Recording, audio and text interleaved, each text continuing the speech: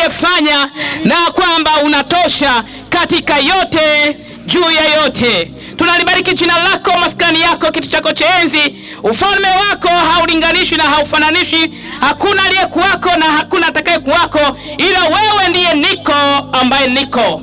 Pokea heshima hizi, sifa zote, utukufu na shukrani. Baba, tunasema asante kwa ajili ya neema na kibali ambacho Bwana umetupa, na kwamba unalo neno la uzima jioni ya leo, na kwamba utaenda kusema yamkini mtu mmoja atasikia sauti yako. Umesema walio wako waijua sauti yako, walio wako wanaisikia sauti yako, walio wako wanaifuata. Wako ambao si wako watakisikia, ingawa wana masikio hawasikii, wana macho hawaoni, lakini walio wako wataenda kusikia kwa kuwa ni neno lako. Amen. Baba, tunaitakasa anga kwa damu ya Yesu na kufungua kwa mamlaka ya jina la Yesu Kristo, na kwa jina la Yesu tukifunga malango mengine yote na kupiga upofu macho ya adui na kuharibu kila mamlaka na kuzitisha. Kwa Wafilipi 2 mstari wa 9 hadi wa 11 tunaruhusu utisho wako na utawala wako, Mungu mwenye nguvu, toka patakatifu. Na Bwana ukawe ndiye kinywa, na ukanene na yeye aliyekusudiwa akapate kusikia neno hili lenye uzima, katika jina lenye mamlaka la Yesu Kristo. Haleluya. Ni Matangini eti. Haleluya. Mtaa huu Matangini, mji huu, tunawasalimu katika jina linalopita majina yote. Naitwa Alistan daktari, na niko hapa kwa ajili ya kunena neno la Mungu aliye hai kama daktari wa rohoni. Sasa sio tena wa mambo ya mwilini, lakini katika hilo yamkini kuna mmoja anahitaji kusikia hili neno, litamponya na litakuwa sababu ya uzima wake wa leo na hata ule wa milele. Neno letu jioni ya leo linatoka katika Mhubiri sura ile ya 7 mstari wa 29. Tunakupa habari za kwamba yuko Yesu Kristo, mfalme wa falme, Bwana mabwana, na pendo lake limetuvuta tuje kusema maneno hapa. Sikia, nimekuambia kwamba hata mimi ni daktari na nimeacha ofisi, lakini niko hapa kwa ajili yako, kwa sababu upendo wa Mungu ndio umetuleta kwako jioni ya leo. Na sisi pia tuna shughuli nyingi na kazi nyingi, tumefunga kwa sababu Bwana anakupenda wewe ambaye unasikia. Katika jina la Yesu Kristo, yamkini itakuwa faida kwako na siku hii utaijutia. Neno hili unaloenda kusikia itakuwa sababu ya ushindi wako, na kwa ajili hiyo Kristo atatukuzwa. Amen. Kumbuka kwamba Yesu Kristo anakuja, nasi tunaitwa gombo Maranatha, gombo neno la Mungu lenye uhai. Lakini Maranatha, kumbuka kwamba Yesu anarudi. Take ustake utakutana naye. Sana dakika usaijua, atakukamata kama mwivi, atakukamata wapi shambani, atakukamata wapi kilabuni, atakukamata wapi unatembea, unafanya biashara, uko kazini, umelala usingizi. Kumbuka kwamba lazima ukutane naye, maana kwake kila goti litapigwa. Haleluya. Kwa hiyo wakati utakapokutana naye utakuwa katika mazingira yapi? Utakuwa na sababu gani ya kujitetea? Hukujua nini? Tuko hapa kukujulisha kile ambacho hukujua, yamkini leo utajua.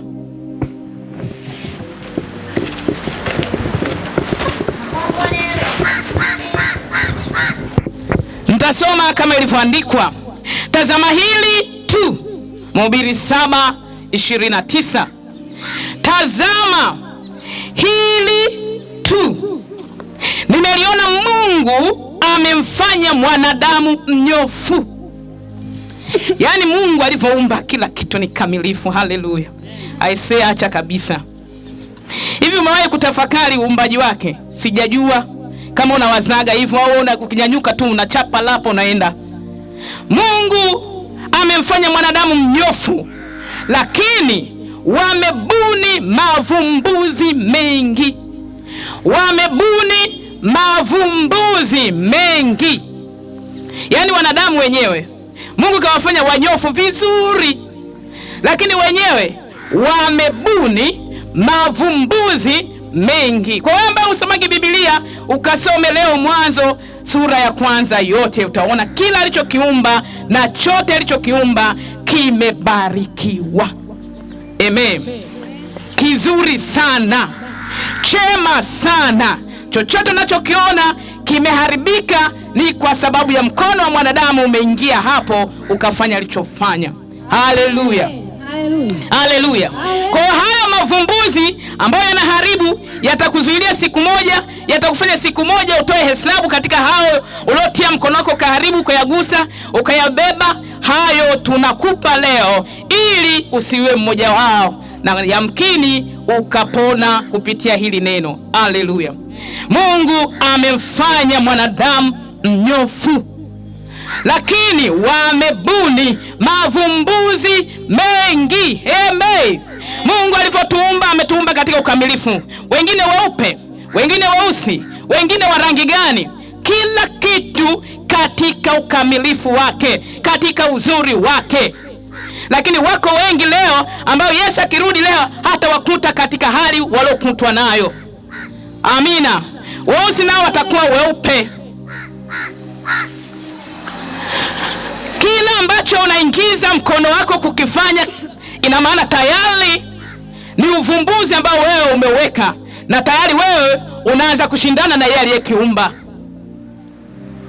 Kila alichokiweka pale alipokiweka, amekiweka kwa utukufu, lakini pia kinatusaidia wenyewe, kinatuponya wenyewe.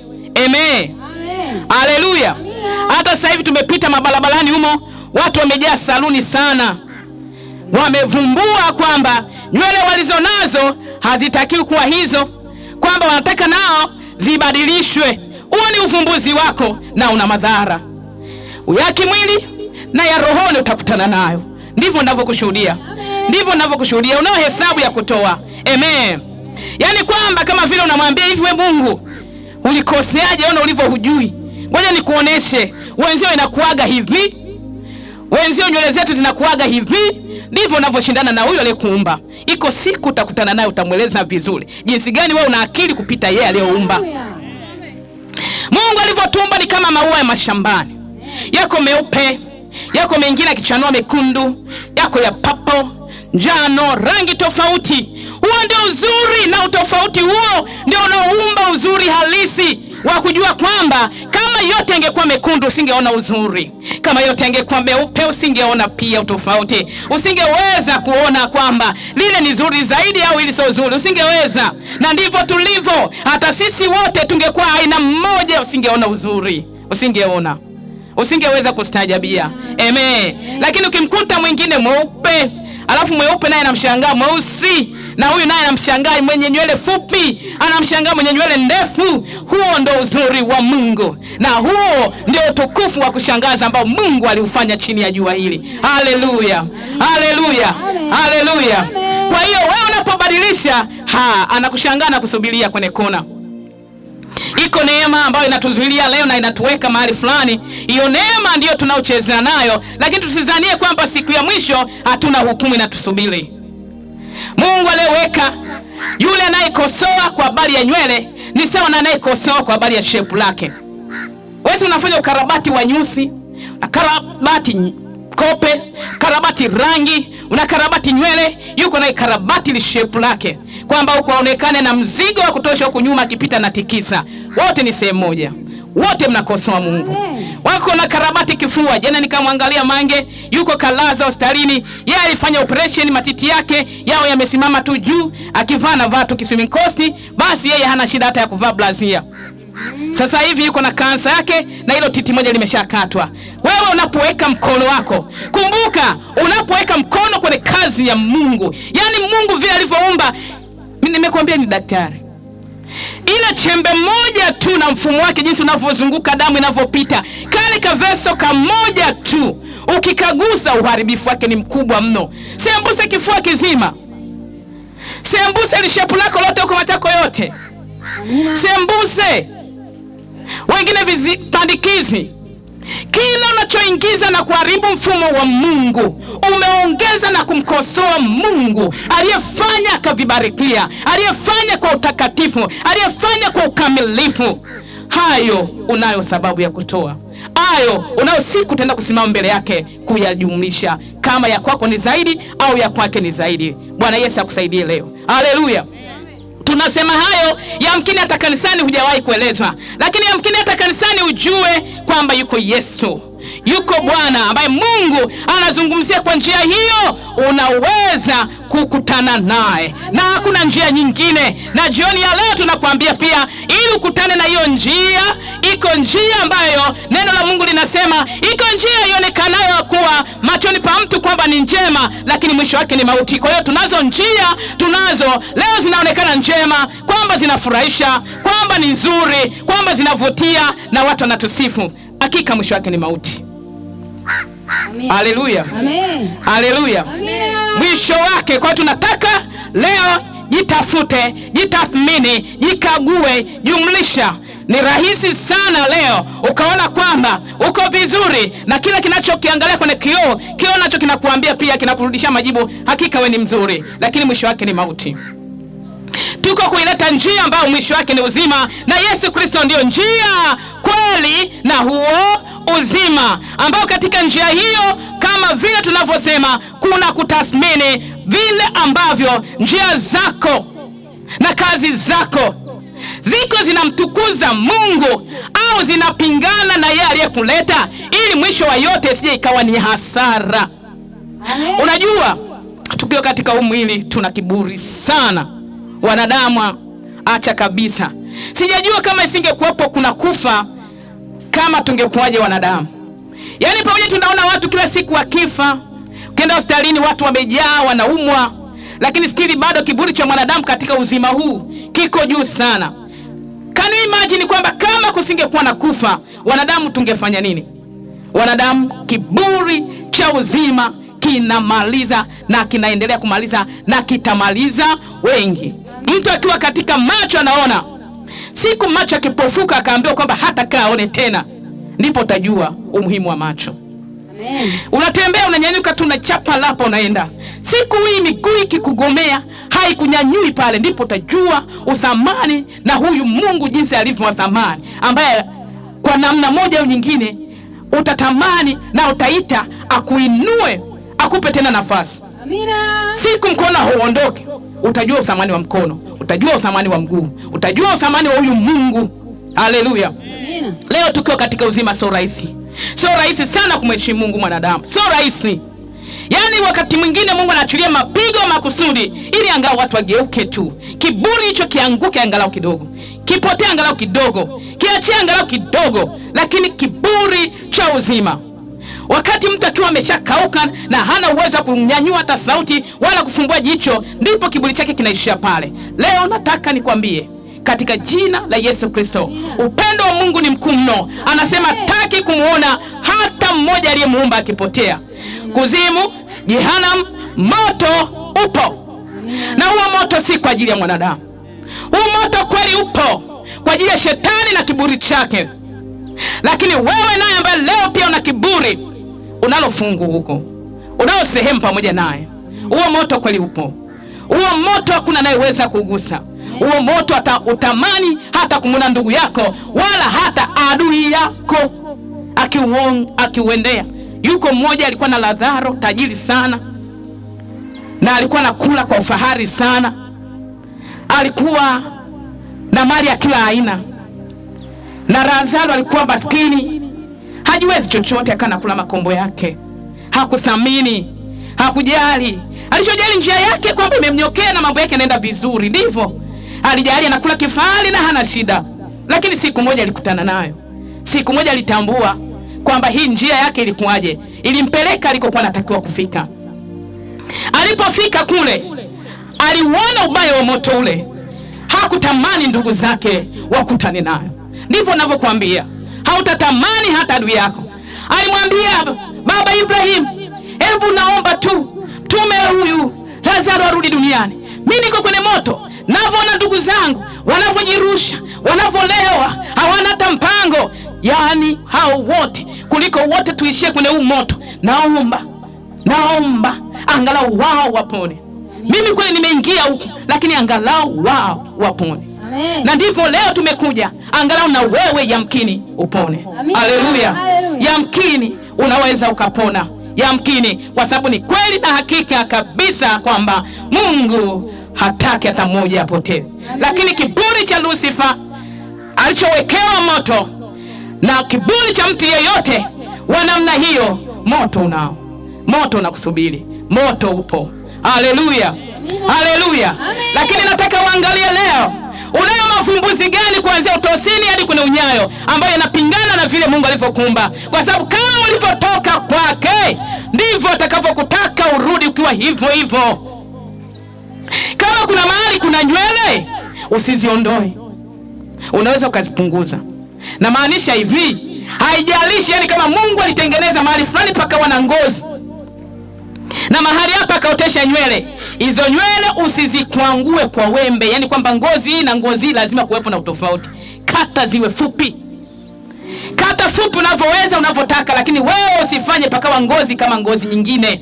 Yani sehemu yoyote ya mwili wako na ujua kwamba hapa Mungu kaotesha nywele, zile nywele lazima ijulikane kwamba sehemu ya nywele ni hizi, sehemu ya ngozi ni hii, ziache zilivyo. Kama kuna mahali pa kucha, acha kucha ya Mungu.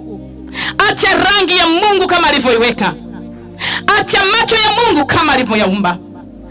Acha, kwa sababu hivyo anapoangalia mwenyewe anajisifia uumbaji wake. Wewe unaongeza nini? Ulimsaidia kuumba? Ulikuwepo wakati anaumba? Uliona chochote alichoweka? Unajua mfupa na mfupa ulivyoungwa? Unajua kidole kwa kidole alivyokiunga? Unajua jicho lilivyowekwa? Unajua kuna shina la nywele kuna nini? Wewe unaona tu nywele zinakuwa. Unajua Mungu alivyoumba? Unajua nini? Unaweza ukaongeza nini mwanadamu? Amen. Unaweza ukazidisha nini mwanadamu? Anasema hata kimo chako mwenyewe huwezi kuongeza. Unasumbuka na nini? Huwezi kuongeza hata unywele wako. Lakini idadi za nywele alizoweka kwenye kichwa chako anazijua. Anazijua zote. Idadi ya nywele anazijua. Amina. Anajua utumbo wako, anajua figo zako, anajua kila kamshipa kadogo sana. Yani kale ukiweka tu wembe tap, damu imetoka, anajua ni mshipa gani, veso ya aina gani imekatika ikatoa hii damu. Na hii damu kwa nini imetoka? Anajua. Wewe unajua nini? Na kwa nini unaongeza basi? Kwa nini usubiri hukumu ambayo wewe ungepaswa kuwa nayo? Kwa nini unaongeza kazi yake? Unaijua kazi yake. Hivi umewahi kushika hata yai? Unapasua yai au umelichemsha? Unatafakari ukuu wa Mungu, uzuri wa Mungu, uweza wake. Yaani ndani ya yai ukibandua, mara inatoka ile lea nyeupe pia, baada inatoka njano pia. Lakini hebu tafakari kwamba baada ya muda mle kinatoka kiumbe hai, kifaranga cha kuku kiko hai. Kilikaje mle, kilipumwaje? Huyo ndiye Mungu Bwana. Huyo ndiye mfalme wa falme. Na kazi zake hakuna anayeweza kuongeza. Usiongeze tafadhali. Umewahi kutafakari wewe hapo kwenye ardhi? Ukifukiwa dakika 10 utaishi. Lakini ukichimba hapo chini unakutana na viumbe vya kila aina. Vinaishi humo. Vinapumua kama kawaida. Wewe huwezi kupumua. Ni Mungu huyo. Tukuze huyo. Shangae. Tukuza kazi yake. Amekuweka kwenye Mwanzo 2:15 anasema akamweka mtu kwenye nchi alime aitunze. Mbona unaharibu? Mbona umekaa uharibifu? Mbona ni mharibifu wewe kwenye kazi ya Mungu badala ya kutunza, badala ya kulima? Kwa nini mharibifu? Amina. Kila ulipowekwa kazi yako kuharibu, mwili wako mwenyewe pia unauharibu. Usiongeze, usipunguze kwenye kazi yake. Maana ujui chochote alichokiweka. Ujui.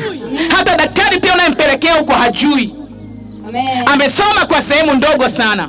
Ndio maana baada ya muda akimaliza naye anajikuta anakunja mikono anasema jamani hili limenishinda. Wengine wanaambia kabisa pelekeni tu nyumbani kwenu, msubirie Mungu anachoamua. Wengine wanasema basi ndio ishaisha, peleka tu mochwari. Ndio mwisho. Wewe ni nani? Mimi ni nani?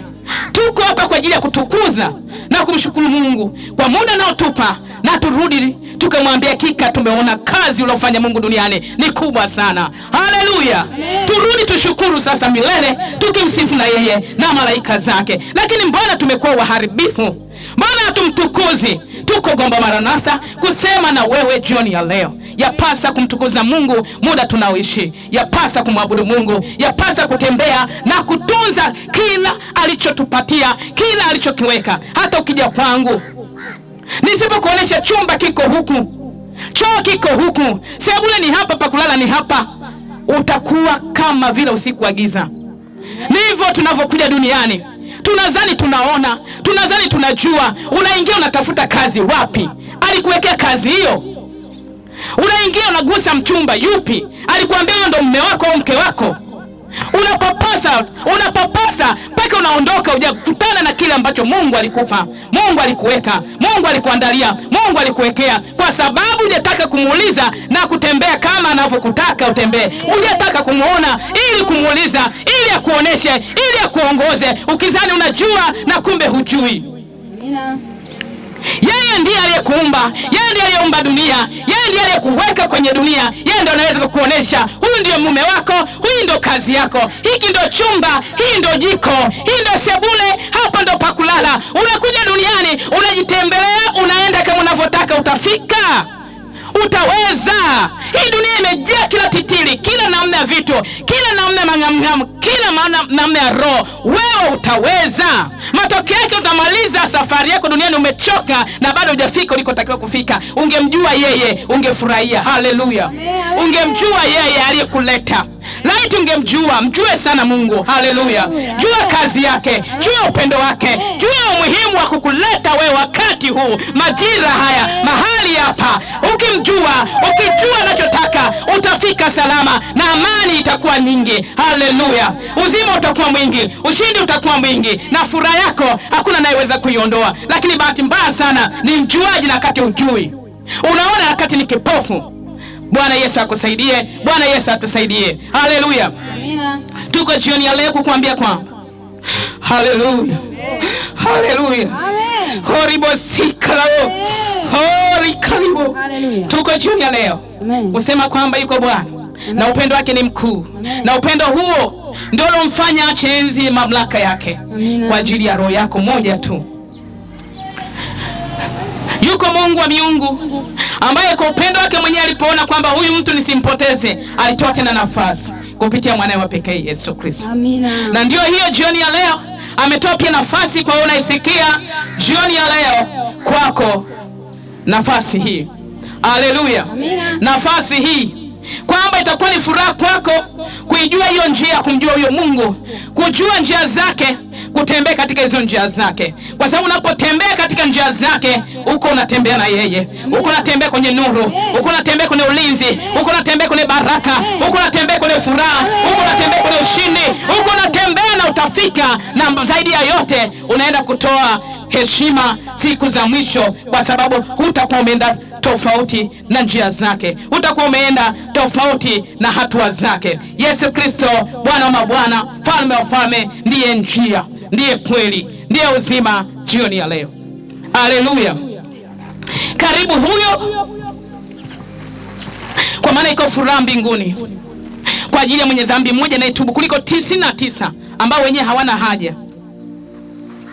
Ni vizuri kuitafuta hiyo njia yake, ni vizuri kumjua yeye aliyekuleta mwenye dunia hii, mwenye mali hizi. Kama ni mume, kama ni watoto, kama ni nyumba, kama ni magari, ndio ya kwake. Ni vizuri ukamjua huyo.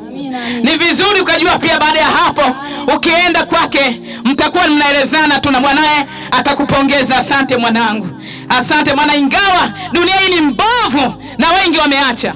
Amen. Wengi wameacha. Amen. Yaani shetani bwana ni baba wa hila. Na anasema siku za mwisho maovu mengi yataongezeka. Uharibifu unaongezeka. Kama ukimjua Mungu Bwana ni vizuri sana. Amina. Amen. Amen. Shetani ni mwongo. Kumbuka hata kula kwetu. Kwa nini sasa hivi magonjwa ni mengi, kansa ni nyingi? Mbona ukisoma kwenye Mwanzo, watu hata kama dhambi iliingia watu walikuwa naishi miaka mingi. Walikuwa naishi miaka 800, 900. Leo hata 70 mtu agusi. Kwa nini? Kwa nini? Kwa sababu ya njia zetu, kwa sababu ya ujuaji wetu. Amen. Kwa sababu ya kiburi chetu. Amen. Mungu anaona ni mzuilie huyo kazi gani, aendelee kufanya nini, aendeleze uharibifu. Wacha aende. Amen. Wacha aende. Kula. Ona kwamba anaposema kwamba wanadamu wamejichagulia mavumbuzi, kila alichokiumba katika ukamilifu wake mwanadamu kashaharibu. Kuku, Mungu aliowaumba kuku, sio wao wale wanaoliwa. Kuku. Watu wanaona hata Mungu pia ni mpumbavu, kwamba kuku akae miezi 5, 6 ndo aliwe. Wewe anakuambia wiki 3, wiki 4 kula huyo. Kula huyo hapa. wiki 3, wiki 4, kula huyu hapo. Hivi kweli mtu na akili yako? Kuku mwenyewe OG ambaye Mungu amemuumba wa wiki 3 wa wiki 4 umeshawahi kumuona? Alafu unapokula huyo, hivi unategemea nini? Kansa ikuacheje wewe? Mungu amezungumza kwenye Mwanzo 29, mle matunda haya, matikiti maji yako ya kutosha, mapesheni yako ya kutosha, maparachichi ndio usiseme. Si vuruga tu hapo machungwa, jagi linatosha hapo unakunywa. Amina. Kwa afya na uzima wako, mwili unapumua vizuri. Amina. Mfumo wa damu unaenda vizuri, mapafu vizuri. Unachukua nini?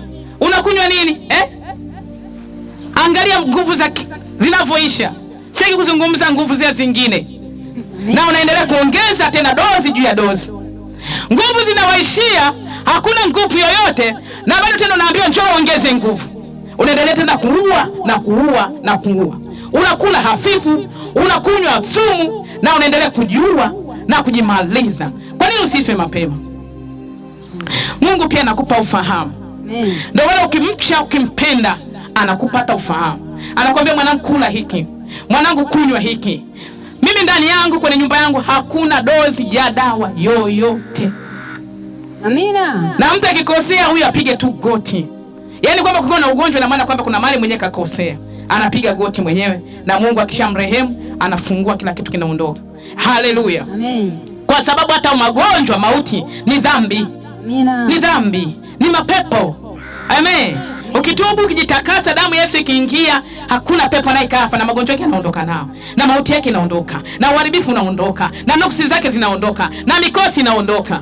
Amina. Utahangaika kutafuta, hautapata, kwa sababu hujamjua alokuleta, hujamuuliza alokuleta. Unatafuta mume, yuko wapi? Unatafuta mke, yuko wapi? Mali zako ziko wapi? Baraka zako ziko wapi? Unapoishi, unapotakiwa kuishi, na utakapotakiwa pia kuondokea, lazima umjue alokuleta. Siku ya kuondokea pia hapa duniani unarudi kwake, nitakiwa pia umuulize alokuleta. La sivyo unapishana naye. Amina, amina. Na kuomba usipishane naye jioni ya leo. Na kuomba usipishane naye jioni ya leo. Na kuomba katika jina lenye uwezo na mamlaka, usipishane naye. Usitafute mume ambaye sio wa kwako. Amina. Yuko ambaye anajua nyama katika nyama, mfupa katika mfupa wako. Amen. Yuko anajua kwamba amekuleta wewe, kazi yako na mahali pako ni wapi pa baraka zako. Hata Ibrahim aliambiwa, toka hapa nitakupeleka mahali ambapo nitalikuza jina lako, nikufanye kuwa baraka. Atakaye kubariki amebarikiwa, atakaye kulaani amelaaniwa. Wewe unatafuta baraka kwa nguvu ipi? Kwa mkono wa nani? Mungu akupe neema jioni ya leo. Amen. Haleluya. Kwa maneno hayo na Roho Mtakatifu akiwa shahidi, mbingu zikiwa shahidi, kwa wewe ambaye umesikia neno hili, ni wakati wako wa kujitathmini mbele za Mungu na kuombea katika jina la Yesu na kwa damu ya Yesu. Roho ya kupanchi neno iteketee kwa moto. Roho zote za ushindani na vikwazo vinapigwa kwa moto wa Roho Mtakatifu kwa damu ya Yesu Kristo. Bali moyo wa unyenyekevu na moyo wa uadilifu Bwana kauguse, ili kwamba ujue Bwana na kutaka, na sio mwanadamu, na sio dini, wala sio dhehebu. Hatuko hapa kwa ajili ya dini, hapana. Hatuna mbingu ya kukupeleka popote, hapana. Hatuna tunachoweza kuongeza kwako sisi. Hatuna tunachoweza kukupa sisi jamani. Hatuna tunachoweza kubadilisha kwako. Yuko mwenyewe anayeweza kubadilisha. Haleluya. Yuko mwenyewe anayeweza kukuongezea.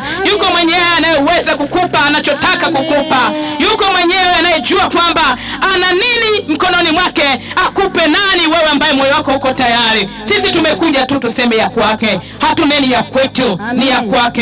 Hatuneni majina yetu, ni jina lake, na hilo ni jina linalopita majina yote, jina la Yesu. Hilo tumelileta, ukilipokea hilo ni faida kwako. Anasema mkikubali na kutii mtakula mema ya nchi, kikataa mtaangamizwa. Sikubali kuangamizwa, pokee moyo wa unyenyekevu, moyo wa uadili, huo ni sifa njema kwake. Omba kama Bwana atakavyoniongoza kukuombea. Amina. Sema Mungu Baba, katika jina la Yesu Kristo, ninakushukuru kwa maana umekusudia mema jioni ya leo, maana mawazo yako ni mawazo ya amani. Na kwa neno hili katika jina la Yesu, ninaomba rehema na msamaha mbele zako kwa ajili ya mavumbuzi ambayo nimevumbua mimi au yamevumbuliwa katika dunia hii, nami nikabebelea, nikayatumia, nikayaishi hayo, nayo yamekuwa uharibifu kwangu. Niko mbele zako kuomba rehema, naomba unisamehe. Futa jina langu kwenye kitabu cha hukumu. Ninakubali kwamba Yesu Kristo peke yako ndiye Bwana wangu. Badilishe maisha yangu, na uwe Bwana wangu, uwe Mungu wangu, uwe Mwokozi wangu, na nipe Roho wako aniongoze, anisaidie kuanzia leo kuishi sawa sawa na wewe unavyotaka. Nitembee sawa sawa kwa neema na rehema zako. Uniongoze, unifikishe mahali ambapo nataka nifike. Dhambi isinishinde, shetani asinishinde, majaribu asinishinde, kuzimu isinishinde, lakini kama Yesu ulivyomshindi, naomba nipe maisha ya ushindi tangu sasa hata milele, na jina langu usilifute tena kwenye kitabu cha uzima. Nakubali na nakukiri kuanzia leo ni Bwana wa mabwana, Mfalme wa falme, ni Mungu mwenye nguvu, katika jina la Yesu. Amina. Amen. Taomba kwa ajili ya wote. Mungu, katika ukuu na uweza wa jina la Yesu, kama ulivyotuleta katika mji na mtaa na watu hawa, na kama ulivyotupa kunena, neno lako ni hai, neno lako lina nguvu. Neno lako Bwana ndiyo taa ya miguu, ndiyo mwanga wa njia za watu wako. Nasi tumesimama chini ya anga ili mbingu zikishuhudia na nchi pia. Nasi tunasimama kwa agano la kikuhani tukiomba rehema kwa ajili ya mavumbuzi yoyote ambayo kwa hayo Bwana ukaficha uso wako usiwaangalie, ukajificha na kuzuia mkono wako, ukaacha kutenda pamoja nao, na ukazuia baraka zako juu yao. Bwana mabwana, Mungu wa miungu, jioni ya leo tunatubu na kunyenyekea pamoja nao na kuomba rehema zako kwa kuwa ni nyingi, huruma zako kwa kuwa ni nyingi, na uaminifu wako unaodumu hata kizazi. Katika jina la Yesu, ukawe juu ya nchi hii na watu wake wote. Kadiri ya wingi wa rehema zako, usihesabu tena maovu, bali ukasamehe na kufuta kabisa, na damu yako takatifu sana ya thamani isiyo na ila isiyo na wa, ikawe juu ya nchi hii na juu ya watu wote, kusafisha, kuosha na kuondoa mauti na uharibifu na kila kinachosimamisha laana, kwa damu ya Yesu na kwa jina la Yesu. Agano hili jipya katika mji huu na juu ya watu wake, damu ya Yesu Kristo, agano lo bora na la thamani, likalete tena uthamani juu ya watu na mji huu na kila kilichomo ndani yake. Nasi tunaachilia uzima na baraka katika jina la Yesu. Tunabariki zaidi sana, tunaomba uzima wa milele, Yohana 17:2 na 3, ya kukujua uliye Mungu wa pekee wa kweli na Yesu Kristo. Haleluya. Amen. Haleluya. Nipo mahali hapa ndugu yangu, tumezidi kukuletea habari njema mahali hapa. Tupo mahali hapa na kukuletea hizi habari za Yesu. Habari hizi ni njema sana, ambazo ni za uzima wa milele. Amina. Naamini tumesikia habari njema nyingi, lakini hizi ni za uzima wa milele. Amen. Ambazo zitatufanya hata tukifa tukutane naye kule mbinguni. Hakuna njia nyingine, njia ni Yesu tu. Amina, amina, ambaye inaweza kutufikisha mbinguni. Hapa sio dini, sio zebu, ni Yesu pekee ambaye anaweza kutufikisha kule mbinguni. Sio zebu zetu, sio dini yetu tulionayo. Naamini tuna dini nzuri, tuna dini nzuri, tuna mazebu mazuri, lakini katika mazebu, katika dini, sio safari ya kwenda mbinguni. Safari ya kwenda mbinguni ni kuwa na Yesu. Yesu yeye ndio uzima wa milele. Yeye ndio aliishi hapa duniani, hakutenda dhambi. Wanadamu wote tunafanya dhambi, lakini Yesu peke yake aliishi hapa duniani, akaishi kama mshindi mpaka anaaga hii dunia, ananyakuliwa kwenda kule mbinguni, hakutenda dhambi. Kwa kielezo chetu ni kumfuata yeye. Yeye ndiyo njia ambayo tunapaswa kumwamini ili atupe ule uzima wa milele. Amen. Amen. Kwa ndugu yangu, Habari hizi ambazo tumekuletea leo ni za ufalme wa mbinguni, ufalme wa milele. Amen. Amen. Mungu anasema apende hata mmoja aende motoni. Amina. Mungu apende hata mmoja. Kwa upendo wake ndio maana akaja, akaacha enzi, akaacha mbingu ili sisi tukutane naye. Amina. Atupe huo uzima wa milele. Amen. Maana moto hakuwekewa mwanadamu awa yote. Moto aliwekewa shetani na malaika zake. Amen. Kwa jinsi hiyo Mungu anatupenda sana. Ana upendo sana na sisi na hapendi tuangamie. Hapendi twende motoni. Anatuazia leo mema, anataka wote sisi wanadamu tukae naye kule mbinguni. Amen. Amen. Kwa jinsi hiyo sisi wanadamu wenyewe ndio kwa matendo yetu tunapenda kwenda motoni. Lakini Mungu apende hata mmoja. Moto ule aliokuwa shetani na malaika zake. Tunaweza kusoma katika Mathayo 25 mstari wa 41. Za kupata hilo neno. Mathayo 25:41. Tasoma kwa msaada wa Roho Mtakatifu. Mathayo 25:41. Kisha atawaambia na wale walioko mkono wake wa kushoto, ondokeni kwangu mlolaaniwa, mwende katika moto wa milele aliowekewa tayari Ibilisi na malaika zake. Amen. Amen. Unaweza kuona neno hili liko zaidi kwamba moto aliwekewa shetani na malaika zake. Hakuwekewa mwanadamu yoyote. Mungu alitupenda sana. Alitupenda sana, anatupenda na bado anatupenda hapa tunaposikia neno hili. Kwamba huu moto ambao moto ni upo, lakini sio kwa ajili ya mwanadamu. Amina. Ni kwa ajili ya shetani na malaika zake. Amen. Amen. Kwa jinsi hiyo sisi tunaenda kwa jinsi tunavyoenenda na maisha yetu ya matendo yetu. Hatuenendi na ile sheria ya Mungu ambayo anataka tuishi. Hatuendi katika maisha yanayotaka Mungu yanayompendeza. Tunaenda kwa njia zetu, ndio maana ule moto tukifa tutaenda kwa jinsi yenyewe sisi tunavyoishi. Lakini Mungu mwenyewe hapendi kutuona tunaenda motoni. Hata inajua kwamba unapenda kwenda mbinguni, mahali pema peponi na kukaa na Mungu milele mara tu baada ya kuiaga dunia. Na mimi pia sipendi kwenda huko motoni. Na Mungu mwenyewe hapendi kutuona sisi tunaenda motoni. Kwa jinsi ya Mungu kuzilisha kwamba sisi hapendi hata mmoja aende motoni. Tunaenda kusoma katika neno hili Yohana 14:1-3. Yohana 14:1-3. Nitasoma kwa msaada wa Roho Mtakatifu. Yohana 14 mstari wa 1 hata ule wa 3. Amen. Msifadhaike mioyoni mwenu, mnamwamini Mungu, niaminini na mimi.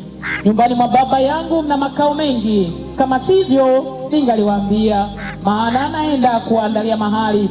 Basi mimi nikienda na kuandalia mahali, nitakuja tena niwakaribishe kwangu, ili nilipo mimi nanyi muwepo. Amen. Unaweza kuona neno hilo liko zaidi kwamba Mungu kumbe anatuandalia makao. Amesema ametuandalia makao mengi. Kama sivyo nisingaliwaambia. Mungu yeye ni mtu. Sio mtu aseme uongo. Mungu yeye ni kweli. Amen. Neno hili ni kweli, limehakikishwa. Amesema ametuandalia makao. Amina. Kule mbinguni. Amen. Mahali ambako aliko yeye anataka na sisi tuende huko. Kwa neno hili ni kweli, na jinsi gani sasa tutaenda kule? Makao yapo tayari kwa kila mtu ambaye anamwamini yeye na kumpokea. Kwa jinsi gani tutaenda sasa ili kule ambapo ametuandalia makao na sisi tuwepo? Ni tunatakiwa tuishi maisha yanayompendeza yeye. Amina. Tuishi maisha matakatifu. Amen. Biblia inasema tafuteni kwa bidii kuwa na amani watu wote, na huo utakatifu ambao hapana mtu atakayemwona Bwana asipokuwa nao. Amina. Kwa hiyo tunapaswa kumbe kuishi maisha ya utakatifu hapa duniani, sio tukisha kufa. Tukiwa hapa duniani tunatakiwa tuishi maisha ya utakatifu. Amen. Ya kumpendeza yeye. Amina. Sio kuishi katika dini au katika dhehebu. Maana tupo kwenye dini, lakini bado shangaa, bado watukanaji, bado wasengenyaji, bado wauaji, bado. Hebu tuende kwenye maandiko, nisiongee maneno yangu. Tusome katika waraka wa kwanza wa Yohana, Wakorintho wa kwanza 6:9. Tuende kwa maandiko, Mungu ambapo anavyotuona sisi hatutoi. Kwa msaada wa Roho Mtakatifu, Wakorintho wa kwanza sura ile ya 6 mstari ule wa 9, katika jina la Yesu. Amen. Au hamjui ya kuwa wadhalimu hawataurithi ufalme wa Mungu? Msidanganyike. Waasherati hawataurithi ufalme wa Mungu, wala waabudu sanamu, wala wazinzi, wala wafiraji, wala walawiti, wala wevi, wala watamanio, wala walevi, wala watukanaji, wala wanyang'anyi. Amen.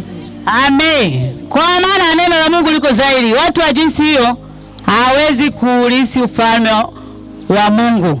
Kwa maana kama huwezi kuurithi ufalme wa Mungu, sehemu yako ni kwenye moto, kwenye ziwa lile la moto. Kwa ambao hata urithi ufalme wa Mungu wanakwenda motoni kwa dhahiri. Kwa jinsi, ukiwa na maisha ya jinsi hiyo huwezi kuurithi ufalme wa Mungu, kwa maana sehemu yako ni motoni. Tunaenda kusoma tena katika Galatia 5:19. Kama unaishi maisha ya jinsi hiyo, leo Yesu yuko mahali hapa, anakukaribisha kwake leo. Amen. Galatia 5:19. Nitasoma kwa msaada wa Roho Mtakatifu, Galatia sura ya 5:19, katika jina la Yesu. Amen.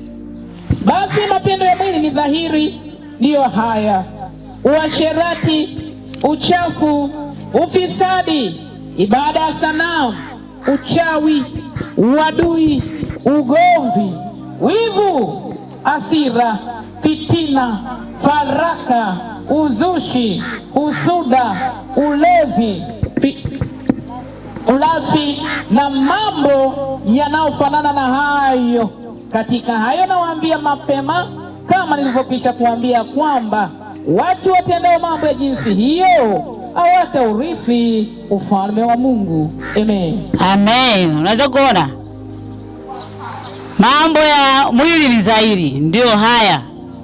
Kwa maana kama unaishi maisha ya uasherati, uchafu, ufisadi, ibada ya sanamu, uchawi, uadui, ugomvi, wivu, hasira, fitina, faraka, uzushi, usda, ulevi, ulafi na mambo yanayofanana na hayo, katika hayo nawaambia mapema, kama nilivyokwisha kuambia, ya kwamba watu watendao mambo ya jinsi hiyo hawataurithi ufalme wa Mungu.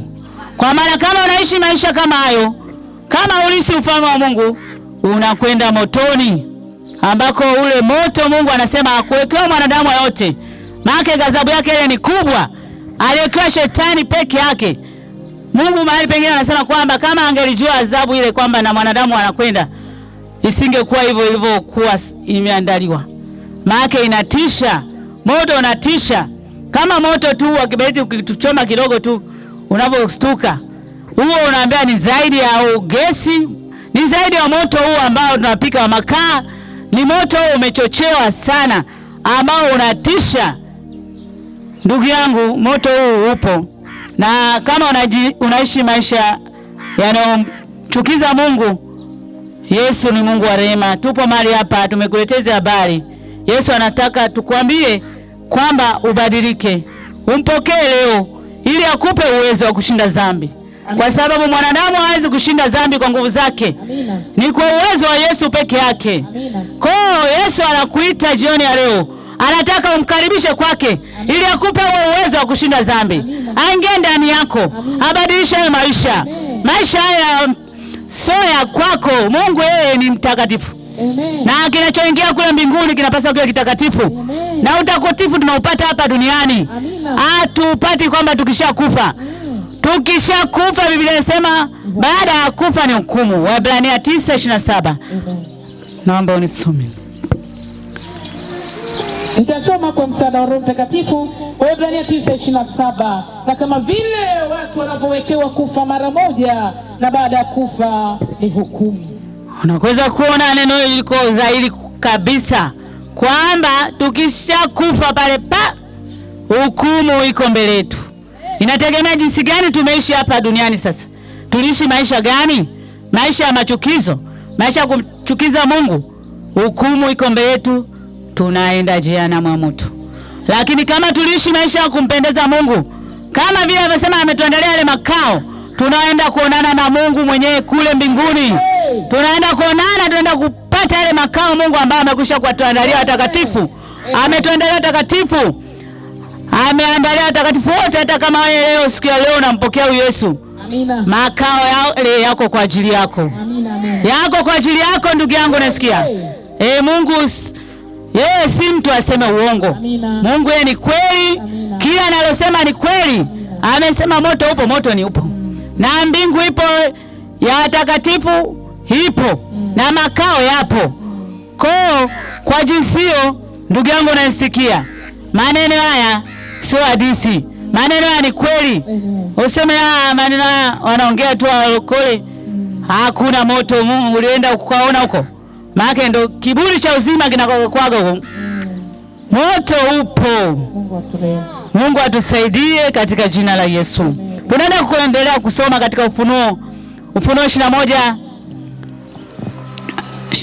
mstari wa 8. Kama unaishi maisha jinsi hiyo, huwezi kuurithi ule ufalme wa Mungu. Nasoma kwa msaada wa Roho Mtakatifu kwa uweza wa jina la Yesu.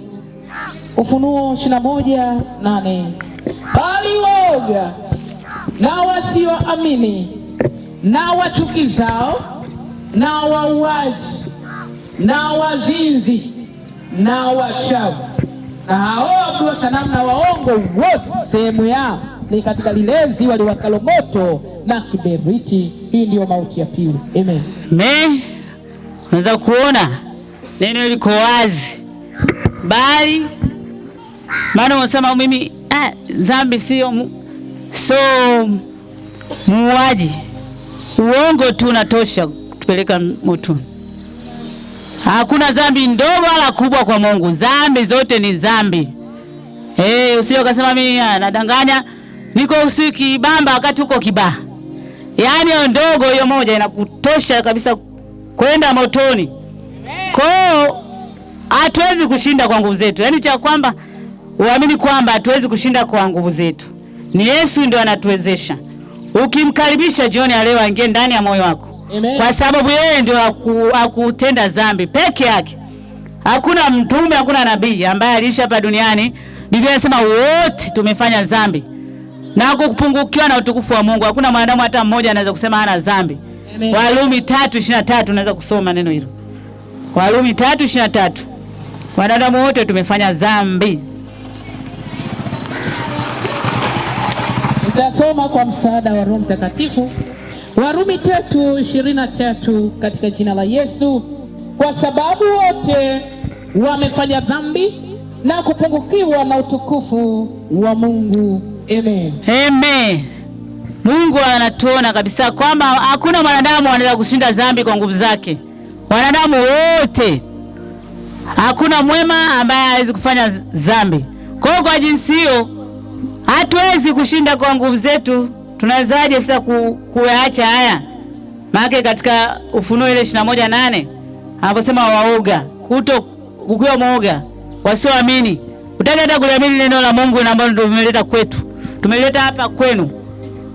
Kwa jinsi hiyo tu na machukizo na wauaji na wazinzi na wachawi na hao waabudu sanamu na waongo wote, sehemu yao ni katika lile ziwa liwakalo moto na kiberiti. Hii ndio mauti ya pili. Amen. Kwa jinsi moto, mauti ya pili ni kule motoni. Kwa jinsi ndugu yangu hatuwezi kushinda kwa nguvu zetu. Ndio maana tunakaa katika uasi. Ndio maana tunamkosoa Mungu kama neno lilivyokuwa linazungumza mahali hapa. Tunakuwa tuendane na ile sheria ya Mungu kwa sababu Yesu hayupo ndani yetu. Yesu yeye mtakatifu anatuwezesha kuishi maisha ya matakatifu. Akiingia ndani kwa sababu anakuwa ndio dereva wetu. Hawezi kupeleka kule kwenye uzinzi, hawezi kupeleka kwenye ulevi tena, hawezi kupeleka tukawa wachawi. Amen. Hatuwezi kwenda kuabudu tena sanamu. Amen. Mungu yeye anaabudiwa katika roho na kweli. Amen. Hatuwezi kumwabudu yeye katika kama kitu kilichochongwa tukakiabudu hapo. Kwa hiyo Yesu anataka tumwabudu yeye katika roho na kweli. Amina, amina. Hapa duniani. Amen. Mungu yeye haonekani kwa macho, tunamwamini kwa imani kwamba Mungu yupo. Kwa yale matendo yake tunayaona hapa duniani. Matendo, kuna milima, kuna vitu vinaota, wanasayansi wanajifunza mpaka leo. Mambo ambayo Mungu aliumba miaka mingi iliyopita. Na bado hajajua, bado tunaendelea kujifunza hapa duniani. Kwa matendo yake makuu aliyofanya, aliumba mbingu na nchi, akatuumba sisi wanadamu. Amen. Kwa maana Mungu yupo. Oh, hallelujah. Mungu yupo. Hallelujah. Kwa ukuu wake na uweza wake tufahamu hivyo kwamba Mungu yupo. Amina. Na anatutaka sisi tuishi maisha yanayompendeza, ya hofu na kutetemeka, tukijua Mungu yupo. Amina. Na anatutaka tukae katika mapenzi yake. Amen. Amen. Kwa jinsi ya ndugu yangu unayenisikia mahali hapa, hizi habari ndio hizi tumekuletea. Habari hizi ni njema sana. Habari za ufalme wa Mungu ndio hizi, kwamba tuache yale matendo mabaya yasiyompendeza, tuishi maisha matakatifu. Waebrania 12:18, tafuteni kwa bidii kuwa na amani na watu wote. Na huo utakatifu ambao hapana mwanadamu atakayemwona Mungu asipokuwa nao. Tunatakiwa tuwe na utakatifu hapa duniani, hapa duniani, kwenye majaribu yote, kwenye unaona machafu pale, disco, muzikio, maurembo lembo, si wanawake. Hatupasi kumkosoa Mungu kwa chochote. Kuvaa suruali huko hakutakiwi mwanamke. Biblia mahali pengine inasema hayo maumbile hayafundishi. Wewe mwanamke unavaa suruali, maumbile yanaonekana, hata umbo lako lilivyokaa. Unakosesha wangapi hapa duniani? Wanaume wakiangalia, wanaume ni wadhaifu sana. Wanaangalia kwa kutamani tu vile ulivyochonga mwili wako, ulivyoonyesha. Yaani ni kwamba tu upo uchi, sema tu kitu kile unaona umevaa lakini upo uchi. Kwa hayo ni machukizo mbele za Mungu. Hatupasi kuvaa masuruali wanawake. Kumkosoa Mungu kwa malasta nywele ya katani. Tunaweka nywele dawa. Zile Mungu alizotuumba tunaziondoa, tunataka tuweke tunafanana na wazungu. Mungu aliumba hivyo kwa jinsi yake. Wazungu wenye sengine wanatamani hizi nywele zetu. Amen. Ambazo hazisumbui. Amen. Wewe umepewa nywele nzuri, hazisumbui, hata upepo ukipita zimetulia. Unataka za kupeperuka. Hallelujah. Kwa jinsi ya ndugu yangu, Amen. tusimkosoe Mungu kwa hivyo. Amina. Mungu anawasema ni machukizo. Amen. Tulizike na vile tulivyoumbwa. Tujipende vile tulivyoumbwa, tunapendeza hivyo. Amina. Mungu ameona huko uzuri wake, huyu anapendeza hivi, akatuweka hivyo. Lakini unaona hapa, nataka nichonge nyusi hapa, naona sisi zimekaaje. Unachonga nyusi, unaweka dawa hizo nywele, unaweka malasta. Yaani kwa jinsi ukishamfahamu Yesu utaona kabisa kumbe nilikuwa sipendezi. Amina. Huu uzuri ambao Mungu ametuumba natural, hivyo unatakiwa hivyo ulivyotoka duniani ukae hivyo. Amen. Mungu angetaka tuwe na rasta, tungetoka nazo kule tulivyozaliwa. Amen. Angetaka nywele zilainike, zingetoka pale tunapozaliwa. Amina. Tunavaa hereni, tunavaa bangili. Angetuvalisha. Mungu ana uwezo wote, ameumba mbingu na nchi. Ameshindwa kuweka matundu huko kwenye sikio. Amina. Ametuweka hivyo ili tu hivyo anatuona tunapendeza. Kwa nini unamkosoa Mungu kwa kujichubua ngozi yako? Unatoa asili hii rangi uliopewa na Mungu, unapaka mikorogo. Unataka ubadilike uwe nani sasa? Sasa hata unakuwa sasa ukibadilika huyu sasa kama mzungu, basi unakuwa tu, yani unakuwa unafanya vituko kwa sababu unamkosoa Mungu. Kwa unakuwa sasa mbaya zaidi ya vile unavyozani wewe. Amen. Kwa jinsi Mungu vile ambavyo ametuweka tukae hivyo tulizike na hivyo. Amina. Tusimkosoe Mungu, tusibadilishe miili yetu hii, tusikosoe kwa namna yote. Amina. Haleluya. Amen. Kwa jinsi yake Mungu alivyotuumba anataka tuwe hivyo. Amen. Natural. Hivyo. Rangi yetu tulioumbwa nayo tulizike nayo. Amina. Tusibadilishe kwa namna yote. Amina. Sehemu nyingine Mungu anasema, "Je, chui yule una jinsi unavyomuona?